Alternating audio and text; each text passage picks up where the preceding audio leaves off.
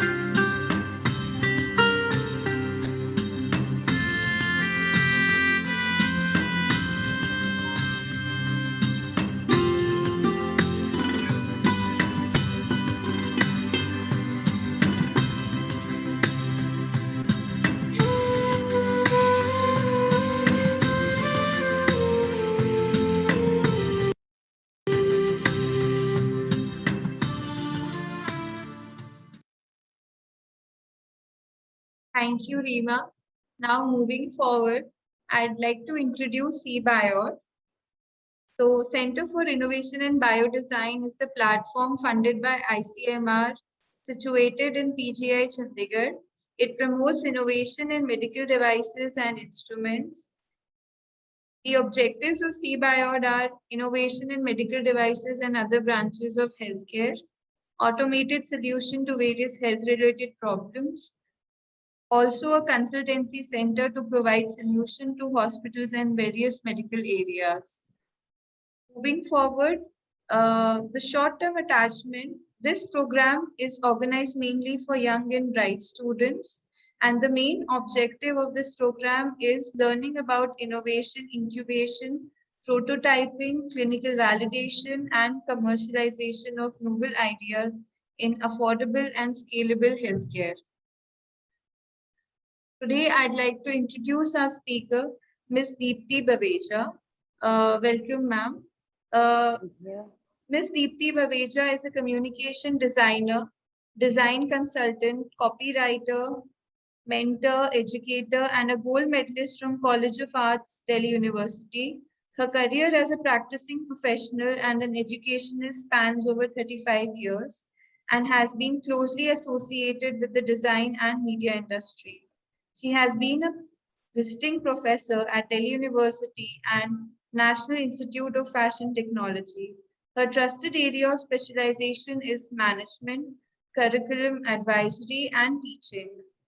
She has received the International Star for Quality Award from Geneva, Switzerland Design School, wherein she is passionate about the innovative pedagogy and has a penchant for social entrepreneurship. With a strong academic industry interface, she also owns an incubation cell. We welcome you, ma'am. Thank you. Thank you, Rima.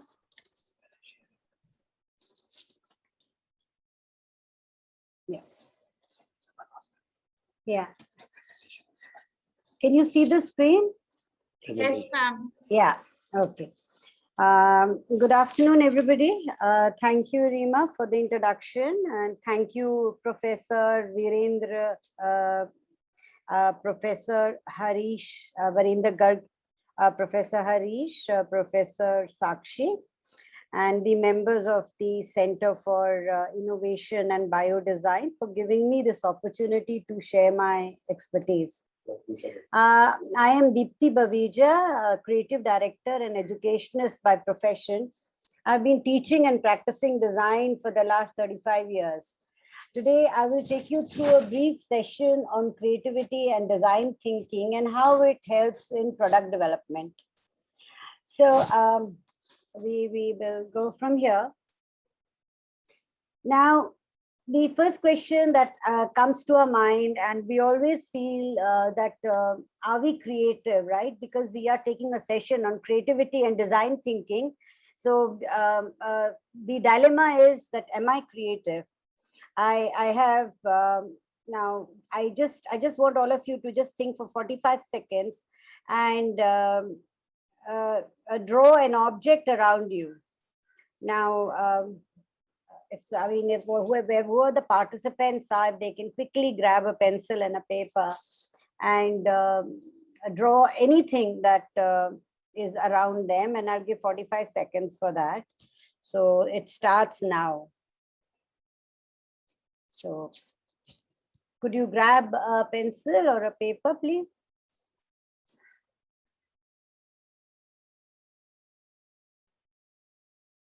Yeah. So I'll just give you 45 seconds. So maybe you can just sort of draw something which is lying around you.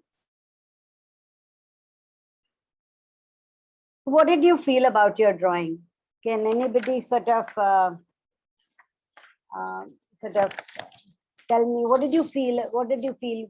Whatever you've drawn, what do you feel? Can Shailaja or Amrita or Ramneet give me a feedback on this? If Rima could unlock their, okay, yeah, tell me. Ma'am, I'm pretty much good in drawing. I think so. You think you're very good in drawing. Okay, and what about Shailaja?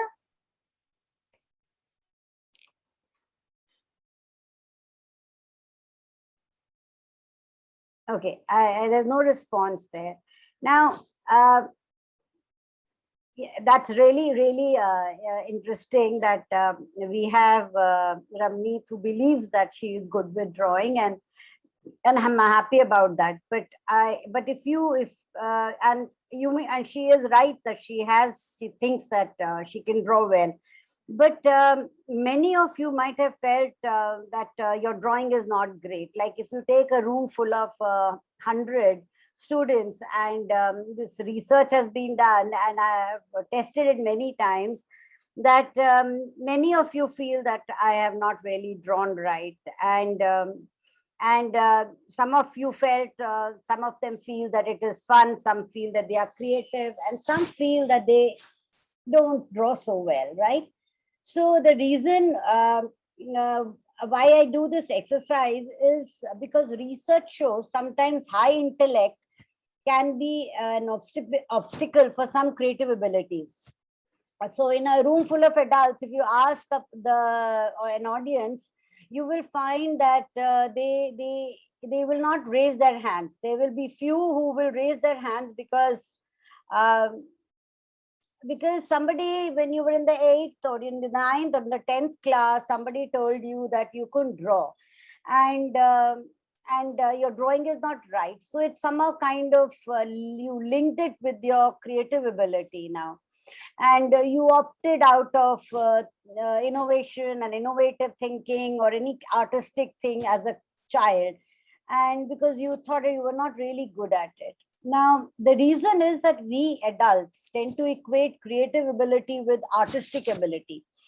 But this is not what design thinking tells us about creative ability. If you can't draw, then it doesn't mean that you can't innovate and create new designs in the health sector or in the industry that you're working. Like if you're doing any kind of you're designing a surgical instrument or something. So it is nothing to do. Your creative ability is nothing to do with your artistic ability. But many times, and I'm sorry to say, the best of the education institutes link it with the creative ability, right? So when you're taking a test with them, with the NIFT or anybody, they do take your your artistic ability into consideration, and some part of it is equated with the creative ability. But I think differently, and so do many of the professors and many of the educationists. We all think very differently. And if you go to Stanford or any kind of and you go to the D school, so there are engineers who are extremely creative. They may not be artistic, right? So I just wanted to clearly state this, that the design thinking is about developing your creative ability. It has nothing to do with your artistic ability as such. So this is an ability to think and ask the right questions, right?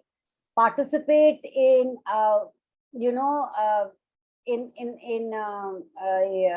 participate in what might not be, you may not be good at, but you need to have a creative confidence, and you need to take it as a challenge.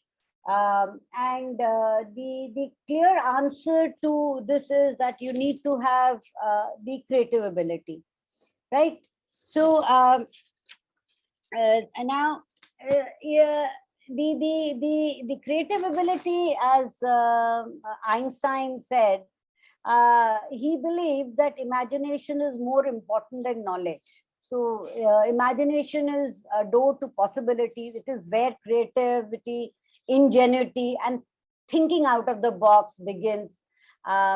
For children, let loose a child in you, and don't stop asking yourself questions. So creativity is an act of turning new and imaginative ideas into reality. Creativity is characterized by the ability to perceive the world in new ways, to find the hidden patterns, to make connections between seemingly unrelated phenomena, and to generate solutions. I was just seeing your slides, and there was this Namo, I don't know the next thing, Namo thing, it was like a patka which was put around the mouth, which is used by a prime minister. Now, it is so unrelated, that it is just an angocha, or you wear it around your head, that turban, a part of the turban, or it is just a cloth that you wear around your neck. Now, the hidden pattern is that how you connected this phenomena of having something like this, which is going to protect you from COVID. Now, this has generated a pattern. It's a pattern that somebody generated when they were innovatively doing something, right? Similarly, you're designing a thermometer or anything which is new. So it is the pattern, like, maybe you have a smart thermometer, like which which can take the temperature from a far off distance. Now, these are like unconnected patterns that were generated in the mind of a creative thinker, and a new phenomena was created. So the most important thing for young innovators and designers, and whether you're in the field of engineering or biotechnology, I mean, across all borders, anybody who's wanting to get into innovative thinking, it's very important to generate solutions, because patterns are hidden everywhere in form of informative data, right? They are all around us, right? The patterns, and which inspires ones to learn that there is a vast possibility to showcase it in a very creative and a simple way, right? So it's only that when you start connecting these patterns that you get a new pattern, right? So there's another huge, sort of theory on how patterns are created within the mind, and there are enough workshops around where you can create new patterns and come up with new ideas and new solutions, right? Now, going to the next slide, it is out of creativity, it is something, now it turns out that creativity is not some rare gift that is enjoyed by a few people, like who are fashion designers. I put this picture, or it's for design people. Now, it's a natural part of human thinking and behavior, right? So it is irrespective of what field you've chosen. You are creative, right? In too many of us, it gets blocked, but it can be unblocked, right? मैं तो creative नहीं हूँ यार, I can't think creatively. You guys are creative. You must have heard your peers talking to you about this, and it often says that मेरे से ये poetry नहीं होती, मैं तो creative नहीं हूँ, right? And you normally hear this kind of thing when you're an engineer, that you cannot connect with something like that. But that's not say. It is just that they have kind of self-blocked themselves, right? But it can be unblocked. The best part is it can be unblocked, and unblocking that creative spark can be far-reaching implications on yourself, your organization, your community. You can also create something which can add value to your country and make it come under the Atmanirbhar. You can create new innovations, whether it is for COVID or for the health sector. So irrespective of your, the stream that you're doing, you can be creative, right? The people who developed Apple's first computer mouse to the ones who steered breakthrough innovations, and Mozart and Darwin, have one thing in common. Now, that is very important for you to understand. That is creative confidence. All you need to do is have the creative confidence, and once you have the creative confidence, you will generate new patterns, right? Creative confidence is nothing. It's very simple. It is no rocket science. Whatever I'm telling you today is no rocket science. It's simple. It's about believing in your ability to create change in the world around you, right? It is the conviction that you can achieve what you set out to do. It is an ability to take on problem, and that very clearly I'm stating that does not have a clear answer. Now, creative ability is not that you'll find solution day one, day out, right? You're trying to design something, you're trying to create a new pattern, and from that pattern, you will create something different and something new. So you need to have, you needn't have a clear answer to that. It is the process of generating something new, and 150%, whenever you're creating something new, you never have a clear answer, because that's the process that leads you to creating something which is innovative, something different in your area, right? This self-assurance, this belief in your creative capacity lies in the heart of innovation. So whether you are an engineer, or most of people think artists are creative, or you are you're designing something for health, or for you're designing some bio innovation, right? Your willingness to take new things, despite you can draw or not, is more important than your ability to draw. But your willingness is more important, right? So that you come up with an innovative solutions and ideas. So this is a very important slide for you to understand, right?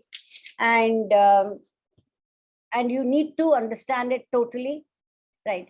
Now, I just give you a very simple example, and it comes from my my own house. My daughter, who's an engineer, and her friend, who's also an engineer from Thapar, and they went to London to do finance. They went on to create a company called Mom's Joy, right? And it was awarded the India's best maternity wear brand in 2018, 19, and 17, and 2016. So continuously for 4 years, they have been on top of their whatever they were trying to achieve. So we know that everybody is creative, and they come from diverse backgrounds. And what I'm trying to say is that this is about creative confidence, right? Now, when you embrace the creative confidence, you are able to impact a lot of people and bring about a change. So a person, I mean, just an example is, there was a army captain who served in Iraq and Afghanistan, and 1,700 people were supposed to sign off to create a road there.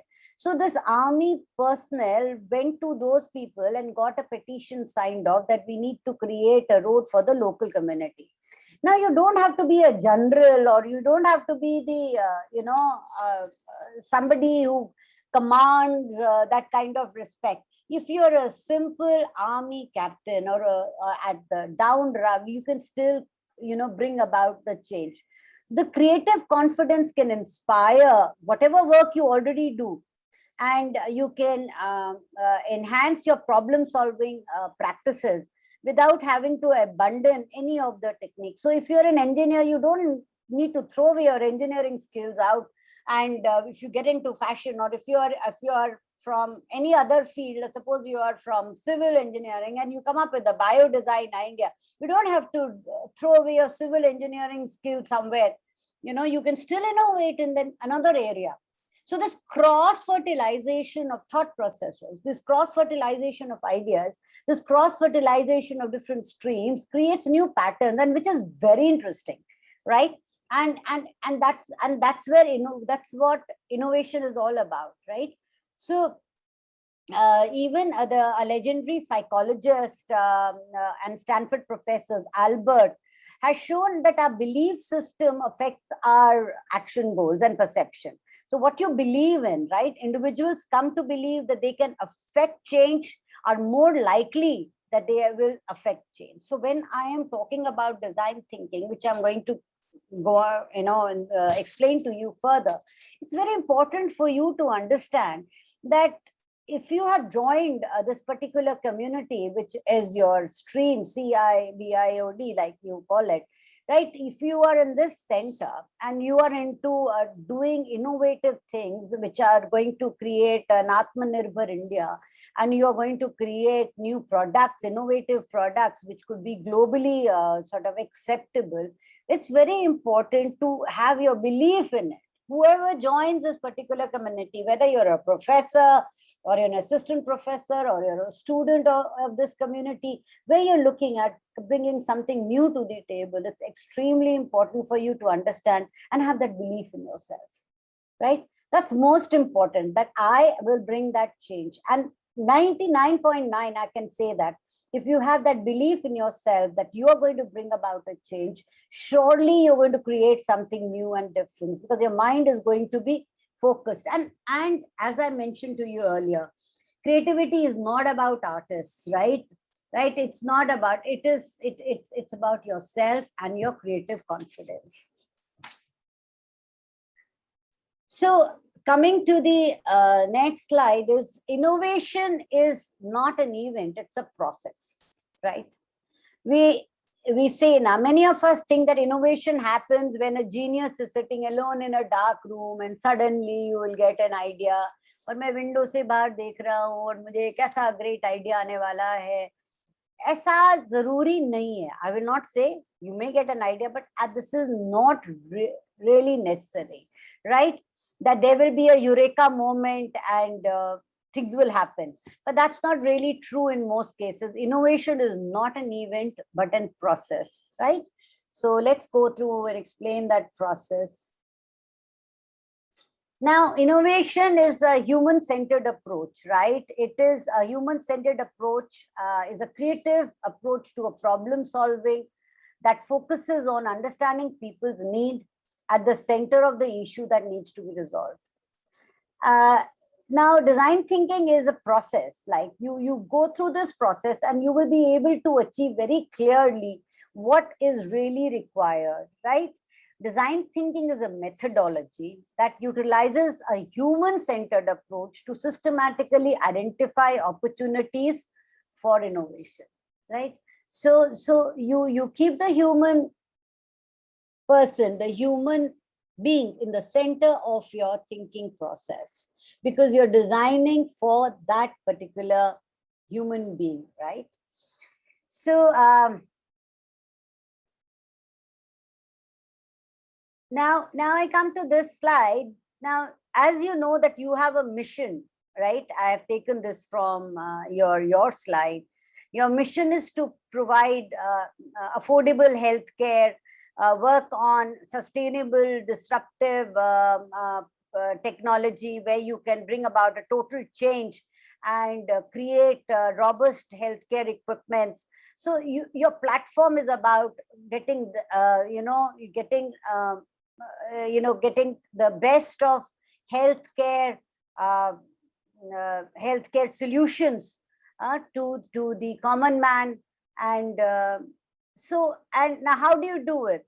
Design thinking is one of the processes that you can follow, and you can reach the mission, and you were able to fulfill the requirements of this mission. And it also talks about working jointly. Now, everywhere, if you look into your mission, now jointly means that you are going to work with different types of people together with experts, and then create cutting edge technologies, right?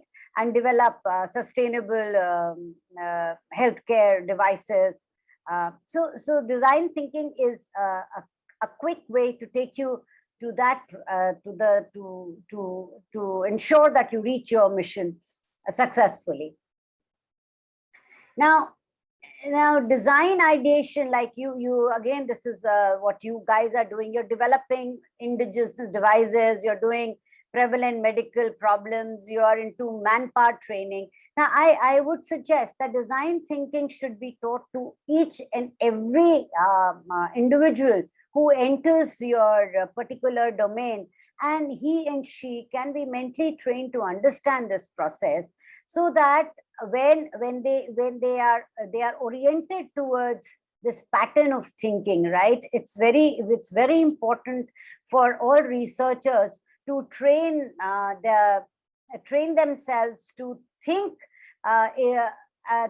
and make this process a part of their sort of journey. Because if you make it as a part of the journey, you will surely understand that that who you're creating this for, what are the pros and cons. So it will be a very systematic approach to creation and creativity of innovative healthcare systems and instruments, etc., what you are trying to create in your department, right? So I think this one workshop can be sort of train the trainer. Somebody can actually use the workshop and ensure that the as part of the orientation, they'll understand how to design and how they're going to go about it, so they don't miss out anything and there are less gaps, right? So coming to the other process, design thinking is a human-centered approach, right? It's got design thinking is in the center, and you have the technological feasibility, business viability, and the market, desirable market is also there. So it exists in the intersection, what is viable for business, feasible in terms of available technology, and desirable to consumers. In order to for design thinking to work, we must remember to embrace creative confidence. As I mentioned to you earlier in the previous slide, design thinking can be applied by anyone and everyone to any existing problems, may it be your work or even your real life. So it's not even self-limiting in any way. The biggest task is to identify and solve existing problems with a product that you're designing, and leave the end users happier than they were before. For ones who are working in the biotechnology area, it could be figuring out maybe an issue for a new, new way to take temperature. Maybe you're sitting in a room and you can take your body temperature can be taken while you are in the other room, right? So that in COVID times, like you don't have to take the temperature or go near the patient.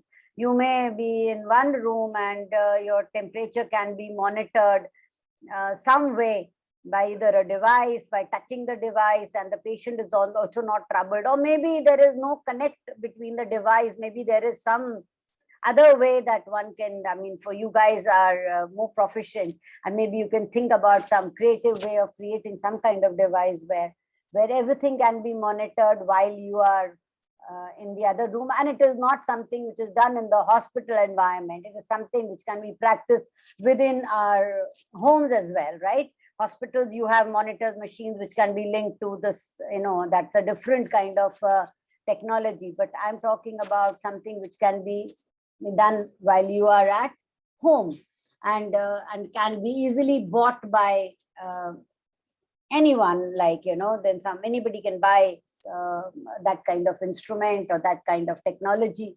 So that's where the thought lies. Design thinking is into 5 stages.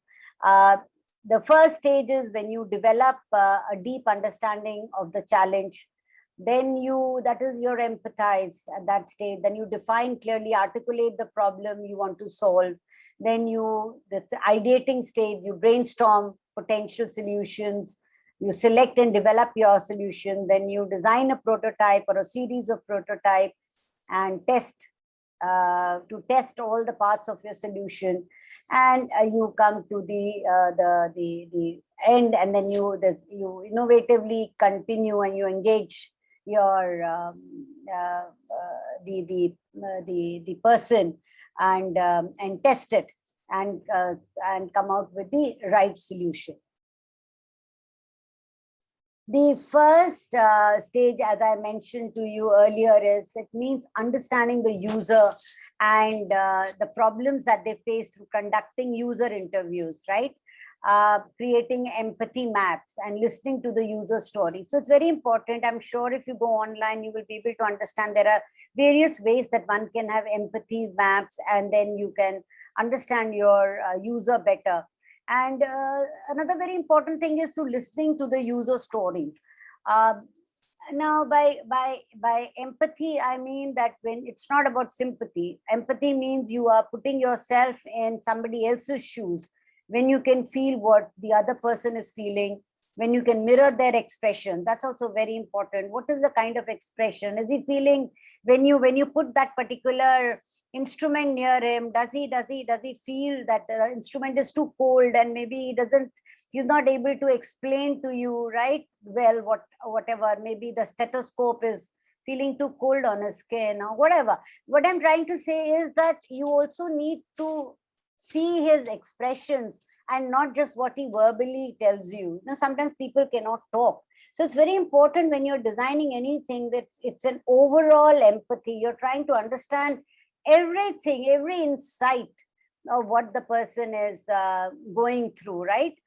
Their opinions, you need to understand their opinions. And the most important thing is when you do the empathy stage, you need to stop judging him or her.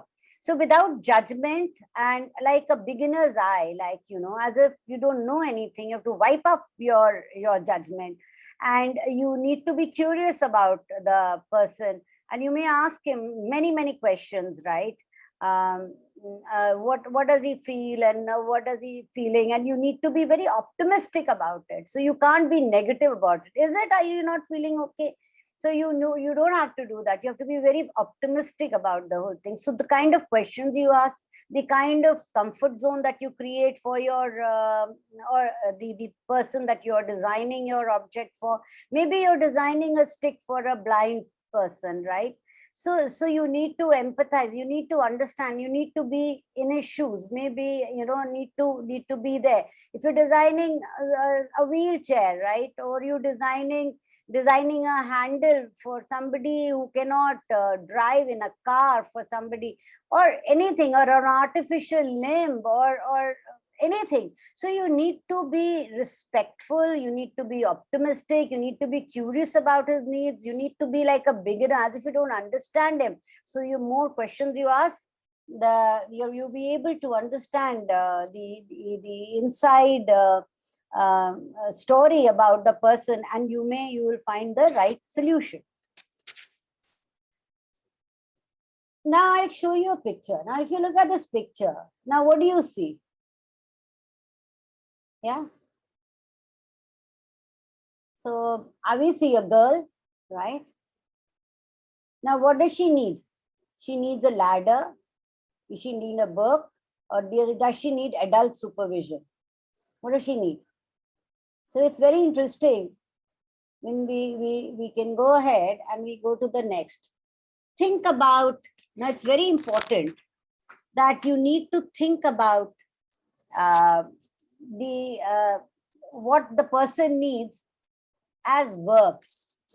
In the previous slide, we were thinking about what the person needs with noun, right?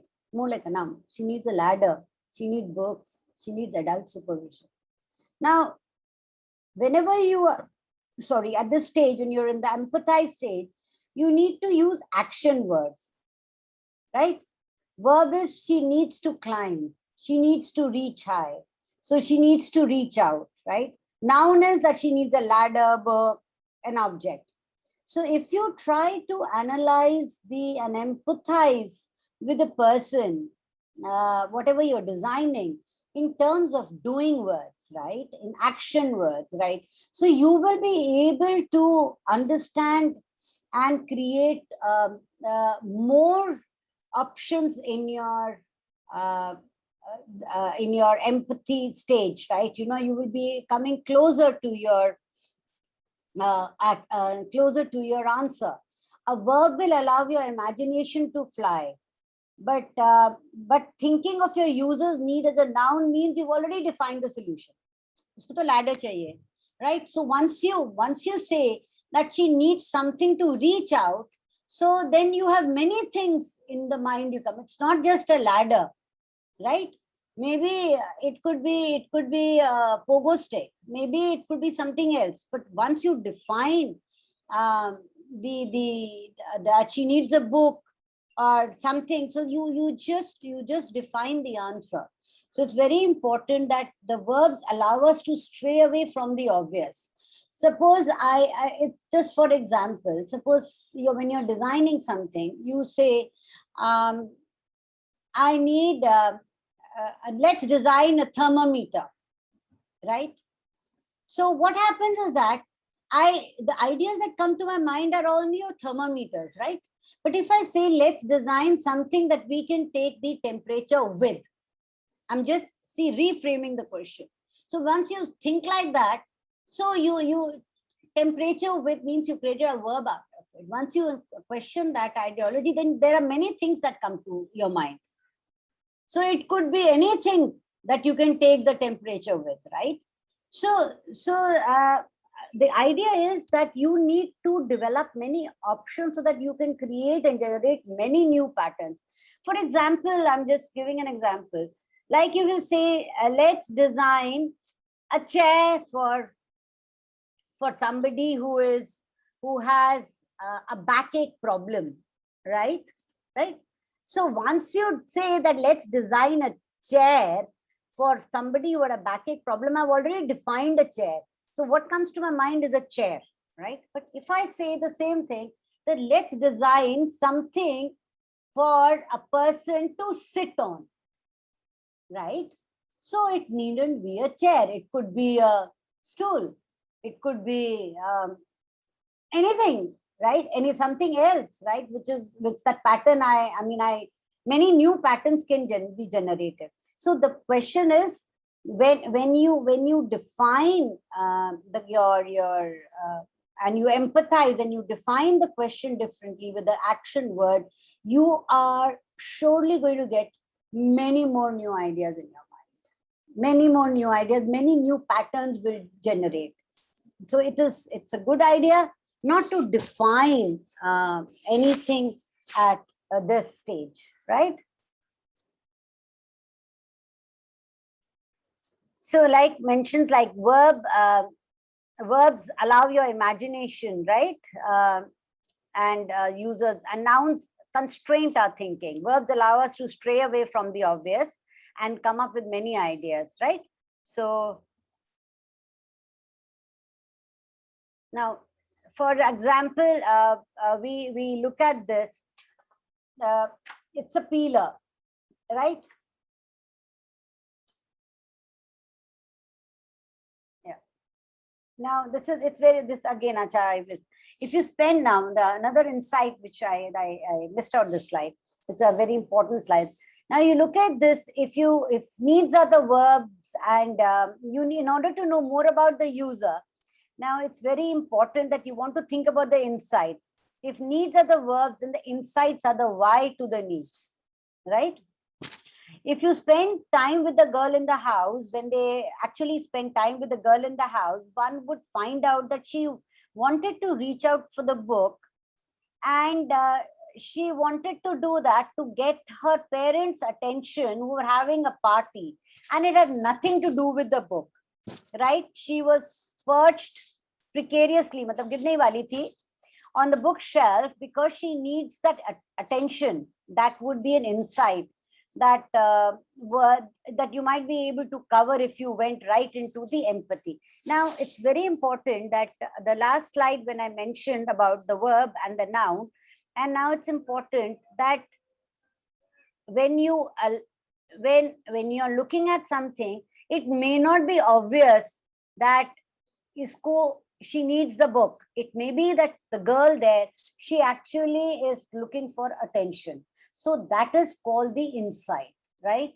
Insight is what you don't obviously see. So at the empathize stage, it's very important for any researcher to get into the insight of a particular problem that the user is facing, right? So once you get into the insight and you uncover, right, then you will go and find out what lies really inside the problem, and one can do work based on that. And that is you go deeper into the empathy. So now insight means that you go deeper into the empathy, which is not obvious and cannot be actually seen.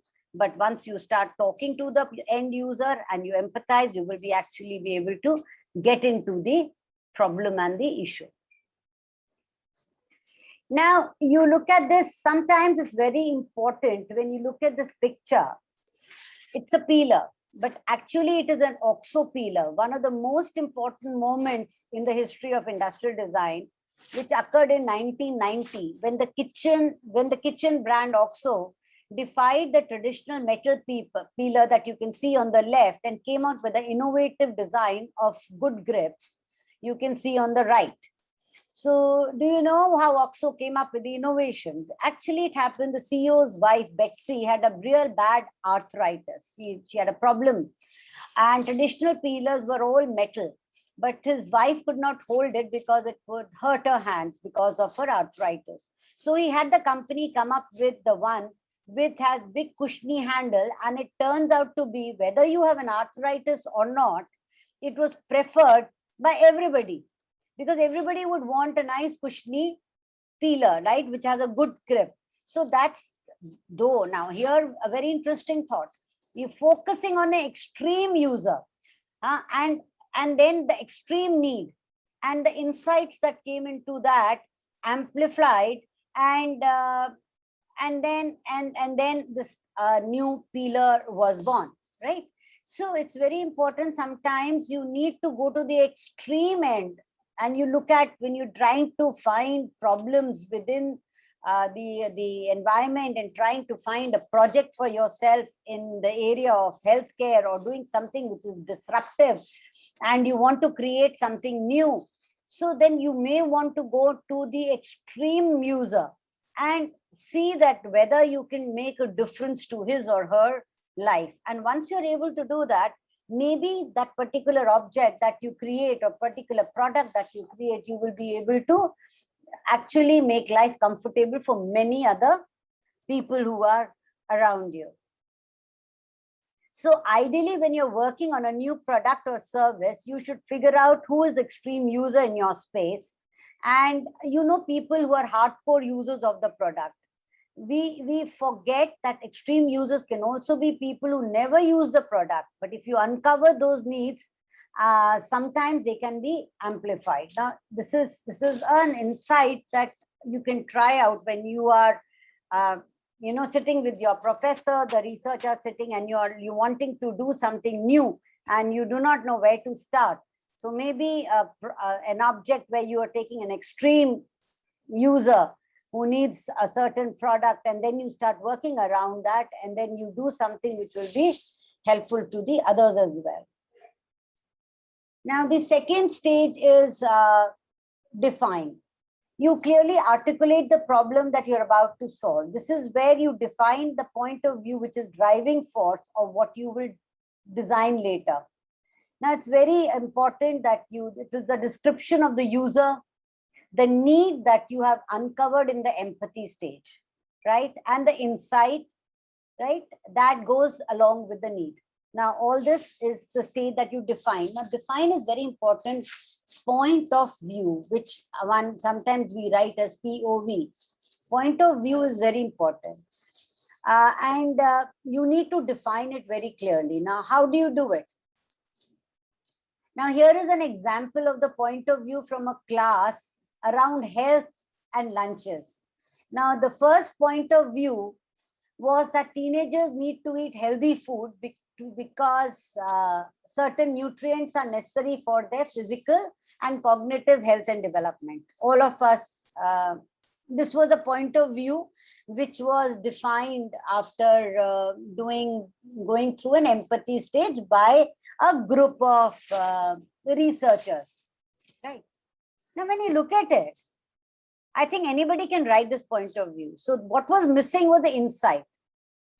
Now, it doesn't, whatever is written, everybody knows.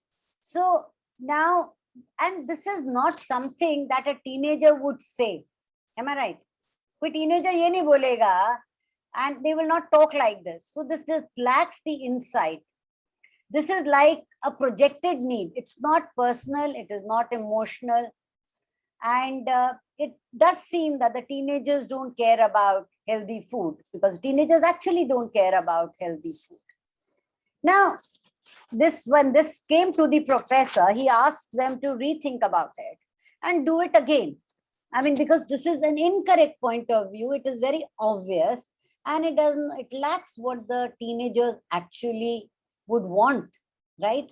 So sometimes this happens, right?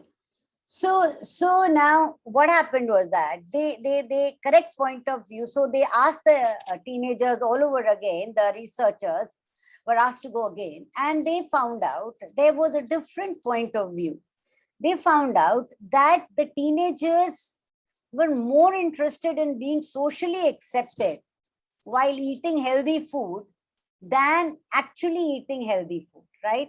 So the need to be socially accepted was rooted in the empathy. The point of view is that the teenagers was not important that I apple khaun ya, I mean, it was more important that they need to be socially accepted by their group.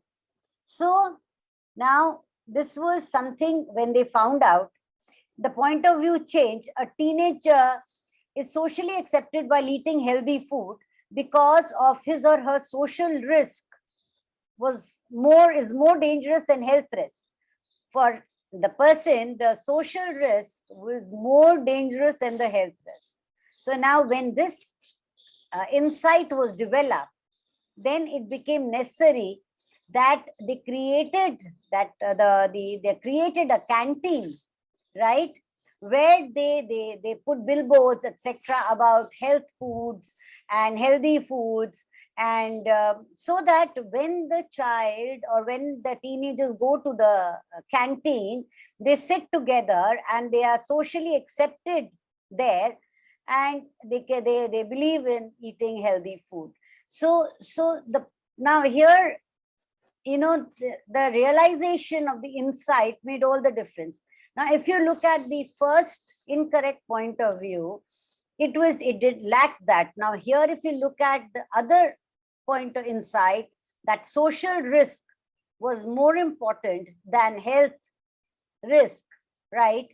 And so one could come out with many more ideas which actually would help the teenagers to eat healthy food. So sometimes in the research you can go totally wrong, right, by not defining the correct point of view, right? Now you come to the third stage, is when you ideate, right? Brainstorming phase is when you think about variety of possible solutions and you evaluate each one of them, right? So I'm sure you've all done brainstorming. Brainstorming can be done together, or you could be doing with two people, or there are many ways of brainstorming. See, now Linus Pauling is a chemist, Nobel Prize winning chemist, and he said the best way of getting a good idea is to get a lot of ideas. So brainstorming is one way of getting a lot of ideas and getting more possibilities, right? So once you come with your point of view, and then you can brainstorm along with it and come up with many more ideas, right?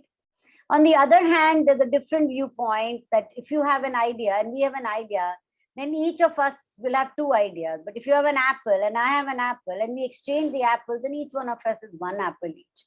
Now that's what George Bernard Shaw said, that you need to actually share your ideas. So these are two different thought processes or two different intellectuals.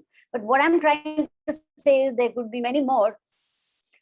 But coming to the crux is that we need to share ideas and we need to cross-pollinate the ideas between our peers so that push ourselves to come up with many more ideas. So that's really, really important. So when you do brainstorming, it is a high energy activity where you have blood flowing and a lot of people will talk and you get a lot of ideas and you share ideas. It is the ideation stage of design thinking that one reaches a flare. Flare means you reach a top and then बहुत सारे ideas आ जाते हैं and then you reach a top, which is called a flare in your mind, right? And then when you are at the defined stage, you stay focused on the need and the problem. And brainstorming is when you flare. So when you empathize, you reach a point, then you define and focus on one point, like we mentioned in the case of the researchers who went wrong as teenagers and about the insight of teenagers. So you need to focus and define, and then you start ideating so that you can come up with the correct solution. The rules of brainstorming are also no rocket science. You just defer judgment, you go for volumes, you go for one conversation at a time, you need to be visual, you can do headlines, you need to stay on the topic, you need to encourage wild ideas. You see, if somebody says something which is stupid, you might feel it is stupid, but that stupid thought which you thought in your mind stupid or you verbalized it may be linked with something which could come up with an idea. So somebody might think that a bucket which has a lot of water flowing and holes in it it's something that we need to throw away. But on the other hand, it's like an idea which needs to be thrown away. But on the other hand, somebody may have thought about it and the idea of a shower probably came from a bucket which has holes. So now what I'm trying to say is the pattern can get created to form a new idea. So no idea is stupid and no idea is foolish. All ideas can generate new patterns that come to your mind. So let the ideas flow, and it's very important to be stay clear. To be clear, your brainstorming ideas around your problem statement, right? And so I mean, like we did for the girl. So if your problem statement is right, then you may come up with the right idea. And encourage wide ideas even if you think they're not feasible, right? I mean, if it says you're going to climb the Himalayas, then the idea is clear. It is not feasible to climb the Himalayas and get something from there or do something there, but still let the wild idea flow and build on the idea, share and take feedback from each other, right? That's very important point. Now, turning ideas into a physical representation of the product that will solve the user's need, slowly adding greater detail and complexity as you move along the testing stage and iteration. So iteration means you go to the testing stage, you create an idea, you test it, again you create an idea. Turning ideas into physical representation of the product that will solve the user's needs, slowly adding greater detail and complexities as you go beyond the testing and iteration stage. Now, so you choose the best idea from the ideate state that would bring the maximum traction, right? And solve the user's problem. So it's very important that when you're creating a prototype.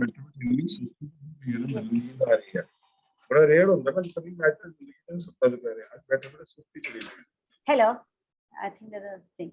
Okay, we're coming to the next stage is that with this prototype. Now think about the prototype as if it was a product. Now, when you're creating a prototype, so you don't think that you're creating something just for your college or for your project. You're creating something that is actually going to happen. So it could be anything that you're doing for disabled people, or you're doing for able people, or you're doing for COVID, or for some healthcare, or you're disrupting a new equipment or creating something new, or you're solving a problem. You need to test the prototype in the field and get the feedback from the real customer. Your mind should be stop talking about the idea and let's get into the real world and with the prototype. So you need to create a rough idea. A simple technique for prototype is to start with a rough prototyping. It could be something which is simple, but it could be if you're doing an app, then it could be a drawing. It could be something that you've done. So it could be something which is rough and quick. or maybe you can take it out of the machine and a 3D prototype and do a rapid prototyping and see the costs and find out about the look and feel about the product and the functionality of the product and get feedback on this. So keep testing and getting feedback. It's very important to do rough and rapid prototyping. So you create something, you test it, you go back, take a feedback, and then every time you do the testing and doing a feedback, you will go a notch higher in terms of complexity and design and technology. And then you reach a level which is higher when you're doing the prototype and testing. The idea is to do rapid prototyping so that, very important, so that you fail early.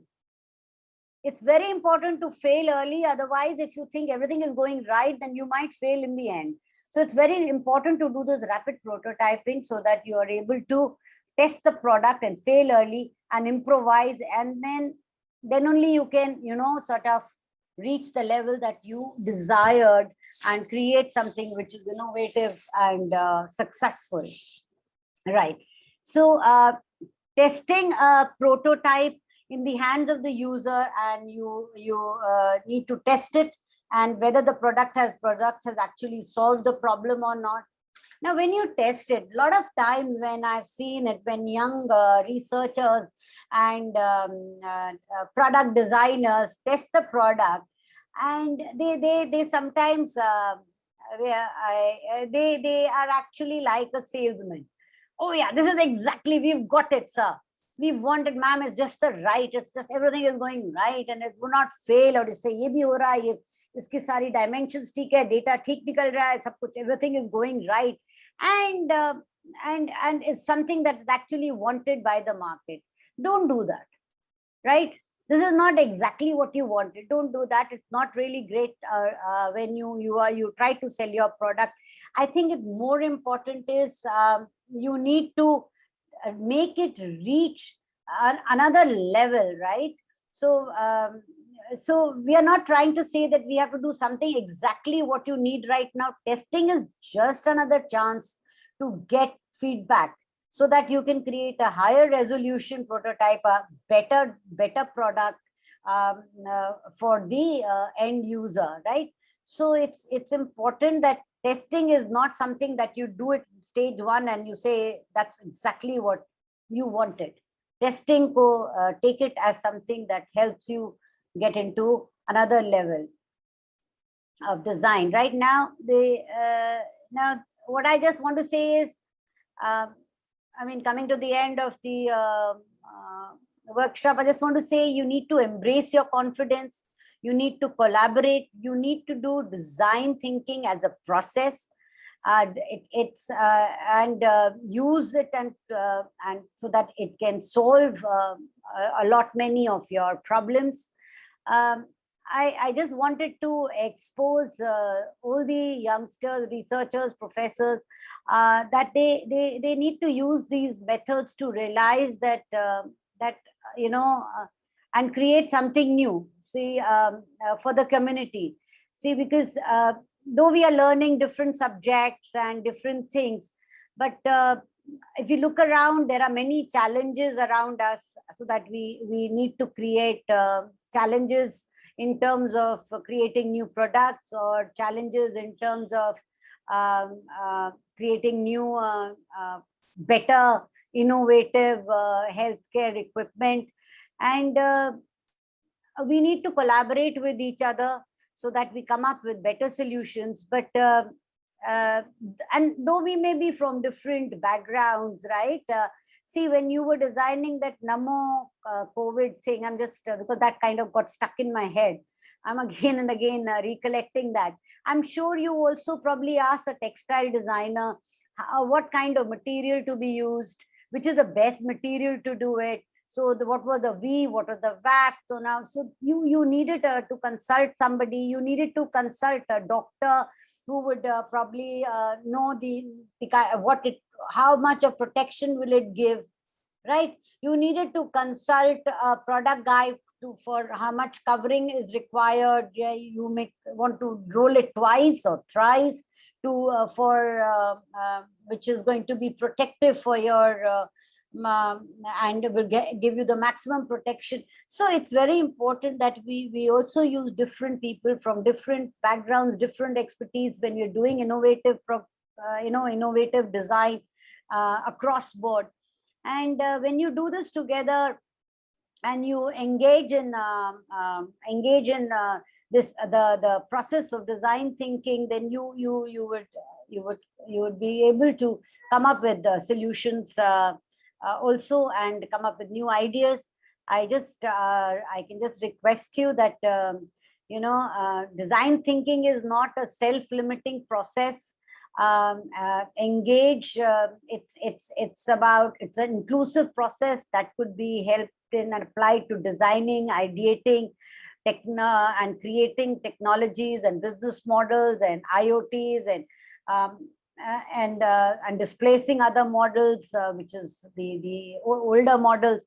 So you need to basically embrace your creative confidence, I would say, lastly, and collaborate and use design thinking as a process to come up with innovative solutions in the area of biotechnology and create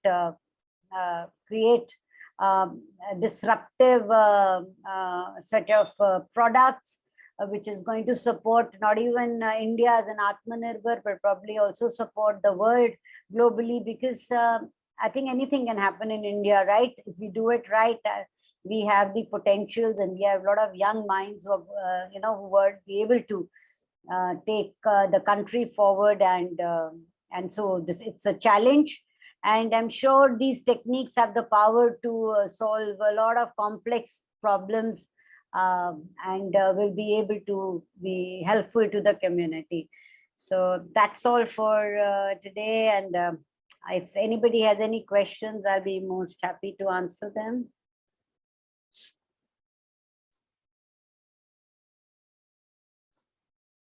Hello.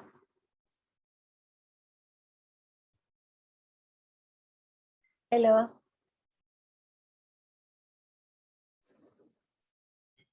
Audible? Yeah.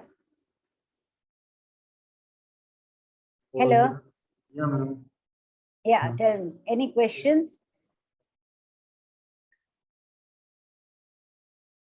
Right now, I don't have that much questions, but I would like participants to participate in this question answer session. Yeah, so maybe any participants who like to sort of ask any questions and be okay with me.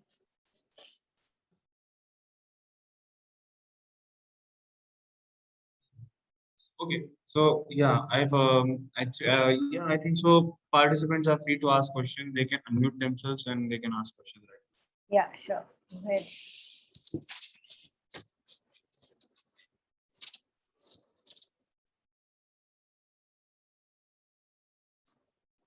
Students, if you have any doubt, please ask questions. It's a good interactive session, and ma'am is here to answer your questions. I think they're okay with that. I'm sure they understood. Yeah, might be. Yeah, that's the thing. Yeah, So, because it's, yeah. Sure. Yeah. So yeah, thank you so much, ma'am. Thank you. Lecture. Yeah. Thank you so much. Yeah, actually, design thinking is a very important. Pardon? Design thinking is a very important thing. It's a very creative thing which needs to happen in each and every corner of the society. We can get inspiration from the things around us, from the people around us, from the way the people work, and from the way the things work. We can inculcate that things in our design while making a medical system also, I believe. And I think so the lecture you have given is like broadening that thing. Yeah. Actually, what I would suggest is that it's not some. I mean, I explained it. The whole process of design thinking, but Yes. there are many processes like the UK uses double diamond process, right? And so there are different processes used across the world. So design thinking process is actually used in Stanford D School. Now, Stanford D School is D means design, right? Because all the engineering students, lot of engineering students go through the D school, and because they create a lot of products, right? Similarly, and design thinking is one of the most important courses which is a part of their orientation, right? Because that whenever they come up with a project, they follow this process and to the T, right? This process has been designed by IDEO, and so there are a lot of professors who've designed different design thinking processes, but this is the most simple and easy process where you empathize, you define. A lot of people, students and researchers, even professors for that matter, go wrong when they are defining the problem. So if you've not defined your problem with the right amount of empathy and insight, you may miss out on some aspects, in the which will come up in the later stage. So you may fail in the later stage, and you'll have to probably go back. So if the students learn to do this, it's very simple, and it's all the graphs and the charts are all available online. So any faculty member can, when you start your courses with the youngsters, and because you guys are talking about innovation, you're talking about, Exactly. so so when you're talking about innovation, तो innovation ऐसे ही शुरू कर नहीं हो सकती है ना? नहीं हो सकती, नहीं हो सकती. So this is between you. I'm being one faculty to the other faculty. So it's very important to kind of channelize them to understand it's that you're designing, which is something which is human centered, right? Once they say human centered, and you say I have to design a limb, that means that human has to be empathized and studied totally, right? So all those points, when they mention, they write down, and then they empathize, then they define the problem. कि भाई ये particular product में हमें ये issues आ रहे हैं, जो अभी जो लिम्ब डिजाइन है, ये वाला मसल नहीं इंप्रूव हो रहा है, या ये मसल नहीं हिलता है, या व्हाटएवर, या so then everything falls in the place, and you brainstorm with a lot many experts, right? तुम जैसे तो एक जो प्रोसेस है, तो एक्सपर्ट के साथ तुमने मेडिकल वाले के साथ करा लेंगे, linked with the product designer, you linked with somebody who is actually, वो स्क्रू में प्रॉब्लम होगी, या उसके एक प्लास्टिक के नट में प्रॉब्लम होगी, या कुछ भी, whatever I am saying. So all those things may be need to be the touch points, and maybe actually some new chemical needs to be added in that plastic thing, so that it becomes more sort of supple. God knows what. I'm just thinking aloud. So you need to get them involved in the brainstorming stage with a lot many experts, right?